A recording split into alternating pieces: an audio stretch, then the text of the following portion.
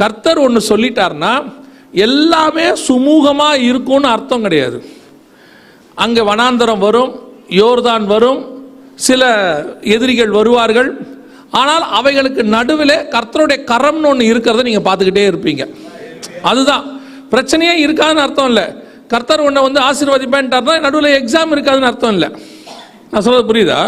கர்த்தர் ஒன்று ஆசீர்வதிப்பேன்ட்டார்னா இமிகிரேஷனில் உங்களுக்கு கேள்வியே கேட்காம வரும்போதே வாங்க ஐயா ஆண்டவர் சொல்லியிருக்கிறார் உள்ள வாங்க அப்படின்லாம் கூட்டிகிட்டு போக மாட்டாங்க. அங்கேயும் நிற்க வச்சு கேள்வியெல்லாம் கேட்பாங்க.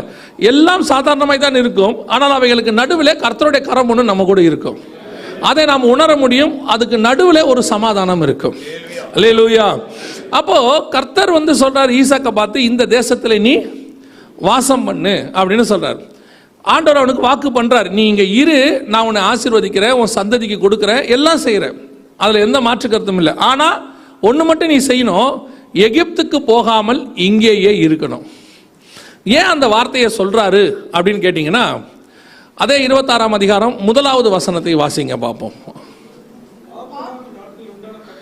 ஆபிரகாமின் நாட்களில் உண்டான பஞ்சத்தை அல்லாமல் பின்னும் ஒரு பஞ்சம் தேசத்தில் உண்டாயிற்று. அப்ப கர்த்தர் நல்ல தெளிவா இருக்கிறாரு. நல்ல கவனிங்க. இப்ப தேசத்துல என்ன இருக்கு? பஞ்சம் இருக்கு. பஞ்சம் இருக்கும் போது கர்த்தர் ஈசாக்கா பார்த்து சொல்றாரு, இந்த தேசத்தில் நீ குடியிரு அப்படின்னு சொல்றாரு. இப்போ ஈசாக்கு சொல்லும் போது ஒரு வேர்டை சேர்த்து மென்ஷன் பண்ணி சொல்றாரு, ஆபிரகாமின் நாட்களில் உண்டான பஞ்சத்தை அல்லாமல் வேறொரு பஞ்சம். அப்படின்னா ஏன் ஆபிரகாமுகிட்ட வந்த பஞ்சத்தை இந்த இடத்துல மென்ஷன் பண்றாரு? ஏன் திடீர்னு இந்த இடத்துல சொல்லணும்? இதுக்கும் அதுக்கும் ஏறக்குறைய குறைஞ்சபட்சம் நீங்க பாத்தீங்கன்னா ஒரு 50-60 வருஷம் டிஃபரன்ஸ். புரியுதா நான் சொல்றது? 50-60 வருஷம் இல்லை, அதுக்கு மேலேயே டிஃபரன்ஸ். ஆபிரகாம் எப்போ எகிப்துக்கு போனார்னு கேட்டீங்கன்னா 12ஆம் அதிகாரத்தில் எகிப்துக்கு போறார். 11ஆம் அதிகாரத்தில் ஆதியாகமத்தில் அவர் எங்க போறாரு? எகிப்துக்கு போறாரு. இது நடக்கிறது 26ஆம் அதிகாரத்தில். அப்ப ஈசாக்கே பிறக்கல. ஈசாக்கே பிறக்காத போது நடந்த ஒரு சம்பவம். இப்ப ஈசாக்கு பிறந்து அவருக்கு வந்து பாத்தீங்கன்னு சொன்னா பையெல்லாம் பிறந்துட்டாங்க, 2 பசங்க பிறந்துட்டாங்க. கிட்டத்தட்ட ஈசாக்கு 60 வயசு. ஏன்னா ஈசாக்கு 40 வயசுல கல்யாணம் ஆச்சு, 60 வயசுல தான் குழந்தை பிறந்துச்சு.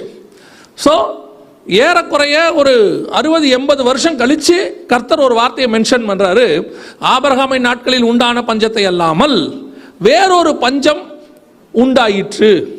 அப்ப ஈசாக்கை பார்த்து சொல்றாரு, நீ எகிப்துக்கு போகாத. ஏன் அப்படின்னு கேட்டீங்கன்னா, ஆபிரகாமின் நாட்களில் உண்டான போது பஞ்சம் வந்த போது ஆபிரகாம் எகிப்துக்கு போனார். ஆபிரகாம் எங்க போனார்? எகிப்துக்கு போனார். எகிப்துக்கு போய் அந்த பஞ்சத்திலிருந்து கொஞ்ச நாள் தன்னை ரிலீஃப் பண்ணிக்கலாம் அப்படின்னு சொல்லி அவர் பஞ்சத்துல எகிப்துக்கு போனார். அவர் நினைச்ச மாதிரியே எகிப்திலே அவருக்கு ஆசீர்வாதம் கிடைத்தது. கோவேறு கழுதைகள், வேலைக்காரர்கள், வேலைக்காரிகள், ஒட்டகங்கள் எல்லாம் அவருக்கு கிடைச்சிச்சு, எந்த மாற்று கருத்தும் இல்லை. ஆனால் திரும்பி வரும்போது ஆபிரகாமுக்கு ஆகாரம் கிடைத்தார்கள். எகிப்திலிருந்து வரும்போது தான் அங்கிருந்த வேலைக்காரர்கள் ஒருத்தர் தான் யாரு? ஆகார். அவங்களும் அப்ப அங்க இருந்து தான் வந்தாங்க. அந்த ஆகாருக்கு பிறந்தவர் தான் இஸ்மவேல். அந்த இஸ்மவேல் துஷ்ட மனுஷனாய் இருப்பான் என்று வசனம் சொல்லுகிறது. அந்த இஸ்மவேல் தன் சகோதரருக்கு எதிராக குடியிருப்பான் என்று வசனம் சொல்லுது. ஈசாக்குக்கு எதிராக அவன் குடியிருந்தான் சொல்லி நம்ம பார்க்கிறோம். ஸோ கடைசி வரைக்கும் ஈசாக்கினுடைய சந்ததிகளுக்கு, இன்னைக்கு வரைக்கும் வச்சுக்கோங்களேன், ஈசாக்குடைய சந்ததிகளுக்கு ஒரு எதிராக குடியிருக்கக்கூடிய இன்னொரு சந்ததி எதுன்னு சொன்னா இஸ்மவேல் சந்ததி. இந்த சந்ததி எப்படி வந்துச்சுன்னு கேட்டீங்கன்னா, பஞ்சம் வந்த போது ஆபிரகாம் எகிப்துக்கு போனதுனாலே வந்தது. இப்ப ஆண்டவர் திருப்பி ஈசாக்கை பார்த்து சொல்றாரு, இப்பவும் பஞ்சம் வந்திருக்கு, ஆனா உங்க அப்பா நீ எகிப்துக்கு போன மாதிரி நீ போயிடாத. அல்லேலூயா. அப்போ பஞ்சம் வருவது இயல்பு. கர்த்தர் சொல்லுகிற இடத்தில் பஞ்சம் வரும். நீங்க கர்த்தர் சொல்ற இடத்துல தான் இருப்பீங்க. நான் ஆண்டவர் சொல்லித்தானே இருக்கேன். நான் என்ன, ஆண்டவர் தான் என்னை இங்க கொண்டு வந்தாரு, அவர் சொல்லித்தான் எல்லாம் எனக்கு நேர்த்தியா நடத்தினாரு, எல்லாம் ஆசீர்வாதமா இருந்துச்சு. ஏன் திடீர்னு பஞ்சம் வரும்? கர்த்தர் சொன்னா பஞ்சம் வராதுன்னு அர்த்தம் இல்லை, பஞ்சம் வரத்தான் செய்யும். ஹல்லேலூயா. நீங்க ஆசீர்வாதமா தானே ஆரம்பிச்சீங்க. ஒரு பாஸ்டர் என்னை பார்த்து கேட்டார், நீ ஆசீர்வாதமா பேச மாட்டியே, உனக்கு வராதேனாரு. அப்படிலாம் இல்லை, நல்ல ஆசீர்வாதமெல்லாம் பேசுவோம். ஆனால் நீங்க என்ன விரும்புறீங்கன்னா, நன்மை தீமையை அறியத்தக்கதில் நன்மை மட்டும் சொல்லுங்க, தீமையை சொல்லாதீங்கன்னு சொல்றீங்க. ஆனால் பைபிளில் நம்ம ஆண்டவர் நன்மை தீமை அறியத்தக்க கனியில் இருக்கிற தீமையை மட்டும் சொல்லுவார். புசிக்கும் நாளிலே சாகவே சாவாய். ஆனால் பிசாசு அதில் இருக்கிற நன்மையை மட்டும் சொல்லுவான். நீங்கள் தேவர்களைப் போல இருப்பீர்கள், உங்கள் கண்கள் திறக்கப்படும் எல்லாம் சொல்லுவான்.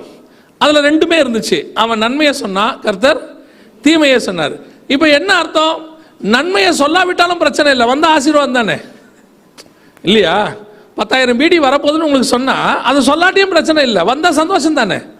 10,000 பீடி நஷ்டம் வருதுன்னு சொன்னால் முன்னாடியே சொல்லணும். முன்னாடியே சொல்லியிருந்தால் நாங்கள் கொஞ்சம் ரெடியாவது இருந்திருப்போம், இப்படி ஆகிப்போச்சே இல்லை. அதுவே வருதுன்னா நம்ம சொல்ல வேண்டிய அவசியம் இல்லை. நிறைய பேர் இப்போ என்ன விரும்புகிறாங்கன்னா, சர்ச்சுக்கு வரோம், 4 வார்த்தை நல்லா கேட்டுட்டு போனால் இருக்கும். 4 வார்த்தை நல்லா கேட்டு போகிறதுக்கு இது கட்சிக்காரங்க மீட்டிங்லாம் இல்லை. நாங்கள் ஆட்சிக்கு வந்தால் உங்களுக்கு அப்படி செய்வோம் இப்படி செய்வோம்னு. புரியுதா? இது தேவனுடைய ஆலயம். தேவன் உங்களை இங்கே எச்சரிப்பு கொடுத்து உருவாக்குவதுக்கு தான் வச்சிருக்கிறார். சரியா? உங்கள் காதுகளுக்கு நல்ல சந்தோஷமாக 4 வார்த்தை கேட்க வச்சு 2 பாட்டு பாட வச்சு தடவி கொடுத்து போய் வா மகனே அப்படின்னு சொல்கிறதுக்கெல்லாம் சர்ச்செல்லாம் கிடையாது. நீங்கள் 1 வாரம் உலகத்துக்குள்ளிருந்து வந்திருக்கிறீர்கள், இன்னும் 1 வாரம் உலகத்துக்குள்ளே போக போகிறீர்கள். இந்த 1 வாரம் உலகத்தில் பட்டதான அழுக்குகளை தட்டி தூசி தட்டி துவைத்து எடுத்து அடுத்த 1 வாரம் எந்த அழுக்கும் உங்கள் மேல் படாதபடிக்கு உங்களை பாதுகாப்பாய் அனுப்புகிற இடம் தான் ஆராதனை. அதுக்கு தான் சபை வச்சிருக்கிறோம். நீங்க என்ன நினைக்கிறீங்கன்னா, எங்கிட்ட லேண்ட் குரூசர் இருக்குது, ஆடி கிடைக்குமா? எங்கிட்ட ஆடி இருக்குது, எனக்கு லேண்ட் குரூசர் கிடைக்குமா? இருக்கிறது போகாம பார்த்துக்கோங்கன்றதான் எங்க வேலை. நிறைய பேருடைய பிரச்சனை இப்போ அதுதான். ஏன் இவர் இப்படியே பேசுறாரு, அவன் திட்டுறான் என்ன, ஏன் இவர் இந்த மாதிரி பேசிக்கிட்டு இருக்கிறாரு? ஒரு 100 பேர் நல்லா இருப்பேன்னு சொல்லும் போது நான் ஒரு ஆளாவது நியாய தீர்ப்பு வரும்னு சொல்ல வேணாமா? இல்லையா? அது கூட சொல்லக்கூடாதுன்னா எப்படி? அப்போ தேவன் தேசத்தில் சொல்லி உங்களை குடியிருக்கும் போது ஆசீர்வாதம் வரும் என்பது என கர்த்தர் சொல்லிட்டாரு. கண்டிப்பாக ஆசீர்வதிப்பார் அவர், எந்த மாற்று கருத்தும் இல்லை. ஆனால் அவர் சொல்லுகிற இடத்தில் பஞ்சம் வராது என்ற அர்த்தம் இல்லை. பஞ்சம் வர செய்யும், சில உபத்திரவம் வர செய்யும், இயற்கை பேரழிவு வரதான் செய்யும். கர்த்தர் சொன்னபடி உங்கள் வாழ்க்கையில் வனாந்தரம் சில நேரங்களில் கடந்து வருதா வரும். எப்பவும் சொல்லுவோம், ஒரு நல்ல தேவ மனுஷனுடைய வாழ்க்கையில் வனாந்தரம் குறுக்கிடாமல் இருக்கவே இருக்காது. நீங்கள் யாரை வேணா எடுத்துக்கோங்க, பைபிளில் அத்தனை பேரும் எடுத்துக்கோங்க. ஆபிரகாமா இருக்கட்டும், ஈசாக்கா இருக்கட்டும், யாக்கோபா இருக்கட்டும், இஸ்ரவேலர்களாக இருக்கட்டும், தானியேலாக இருக்கட்டும், அல்லது மோசேயாக இருக்கட்டும், தாவீதாக இருக்கட்டும், அதற்கு பிறகு இயேசு கிறிஸ்துவாக இருக்கட்டும், பவுலாக இருக்கட்டும், யாரை வேணா எடுத்துக்கொள்ளுங்க. வனாந்தரத்துக்கு போகாத ஒரு ஆள் இருக்கவே மாட்டாங்க. ஏதோ ஒரு காலகட்டத்தில் ஒரு பிரச்சனை, ஒரு உபத்திரம், ஒரு வேதனை, ஏதோ ஒன்றை அவர்கள் சந்திக்க வேண்டி வரும். இது பரிசுத்தவான்களுக்கு நியமிக்கப்பட்ட பாதை. இந்த வனாந்தரம் எதற்காக என்று சொன்னால், உங்களை அழிப்பதற்கு அல்ல, உங்களை உருவாக்குவதற்கு. நீங்க டோட்டல் பைபிளை எடுத்து பாருங்க, வனாந்தரத்தில் ஒரு தேவ மனுஷன் செத்ததை நீங்க பார்க்கவே முடியாது. தேவனை நம்பாம செத்தவங்க மட்டும்தான் இருக்கிறாங்க வனாந்தரத்தில். முறுமுறுத்தவங்க செத்து இருக்கிறாங்க, கர்த்தருக்கு விரோதமா பேசினவங்க செத்து இருக்கிறாங்க. ஆனா கர்த்தர் அனுப்பி வனாந்தரத்துக்கு போனவங்க ஒரு நாளும் அங்கே மடிந்து போனதே இல்லை. கர்த்தர் அவர்களை பாதுகாப்பாக வைத்திருப்பார். அல்லேலூயா. சில நேரங்களில் கர்த்தர் சொல்ற இடத்துல நீங்கள் குடியிருக்கும் போது சில பஞ்சம் வருவது இயல்பு. அது வரதான் செய்யும், அது கிராஸ் பண்ணும். எனக்கு மட்டும் ஏன் இப்படி நடக்குது அப்படின்னு கேட்காதீங்க. உங்களை விட மோசமா நிறைய பேருக்கு நடந்துட்டு இருக்குது, நமக்கு தெரியல. அப்போ ஒருத்தர் எங்கிட்ட பேசும்போது சொன்னாரு, பிரதர் யோபுவை போல நான் சோதிக்கப்படுகிறேன். நான் கேட்டேன், 10 பிள்ளையும் செத்து போச்சான்னு கேட்டேன். அதாவது சொல்லும் போதே அவருடைய லெவல் என்ன லெவலில் இருக்கு. அதே யோபுவை போல அப்படியே நான் ஓட்டை எடுத்து சுரண்டிக்கிட்டு முடியெல்லாம் கீழே விழுந்து 10 பிள்ளையும் செத்து போய் மொத்தம் போய் ஒரு பிரச்சனை இருக்காது, பிள்ளைக்கு ஃபீஸ் கட்ட வழி இருந்திருக்காது. அதான் அவருடைய பிரச்சனை. இப்ப அவருக்கு யோபுவை போல, அவர் பிரச்சனை அவருக்கு பெருசு, நான் இல்லைன்னு சொல்லல. உடனே கம்பாரிசன், யோபுவை போல சோதிக்கப்படுகிறேன்.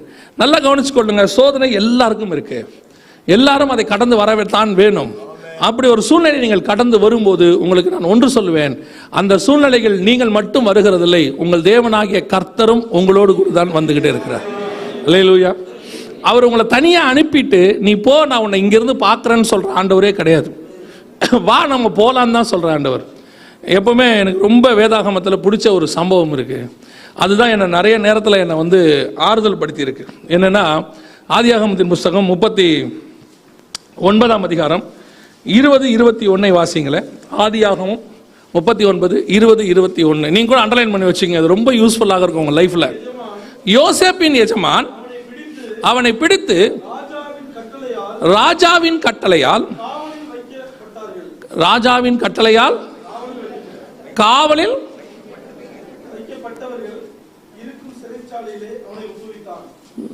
ஏன் நம்ம இப்படி கடிச்சு துப்புறோம்? அதை நல்ல வசனம் தானே. திருப்பி நீங்களே வாசிங்க பார்ப்போம். யோசேப்பின் எஜமான்